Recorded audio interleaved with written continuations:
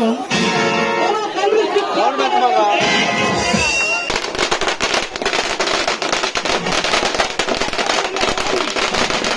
వచ్చాడు. Vikramasimha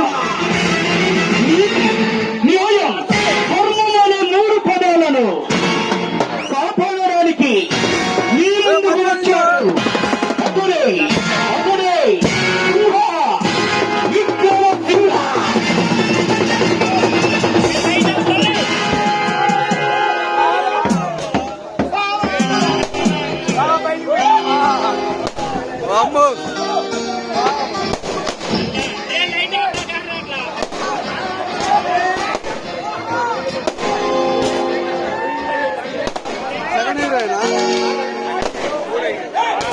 hi my dear mother పిల్ల,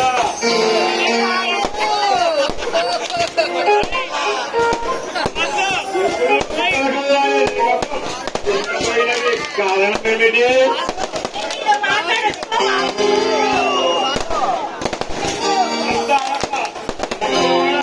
అమ్మాయి గారు చాలా అందంగా ఉన్నారు.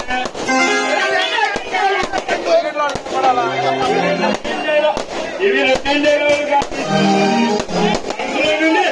కన్నుకు వచ్చే మనసు నుంచి కన్నుకు వచ్చే విషయాలు. అవి ఏమైనా నీతో నేను మాట్లాడనుగా.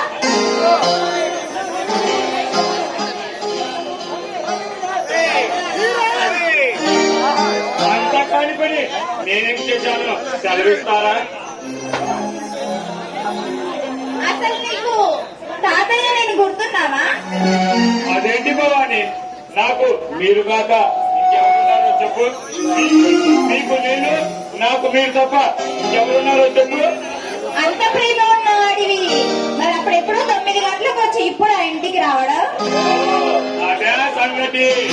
అదేంటి లేదు భవాని, మన వీరేంద్ర అబ్బాయి హాస్పిటల్లో ఉన్నారు కదా, వచ్చేసరికి కాస్త లేటైనది. నన్ను క్షమించండి, అనవసరంగా అపార్థం చేసుకున్నాను. నేను నిన్ను క్షమించాలంటే నువ్వు నాకు ఒక బహుమతి ఇవ్వాలి. ఏమిటి కావాలి? గులాబీ కన్నా గుమ్మెక్కిచ్చేది, తేనె కన్నా తీయనైనది, తేనె కన్నా తీయనైనది ఇవ్వాలి. ఆహా, అబ్బాయి గారు మాటలు బాగానే ఇచ్చారే. ఇవి మాటలే కాదు భవాని, మత్తెక్కిచ్చే మనపెక్కిచ్చే ముత్యాలు. అలాగా, మీ స్వల్పాలు కరిగిపోయే ప్రమాదం ఉంది బావగారు.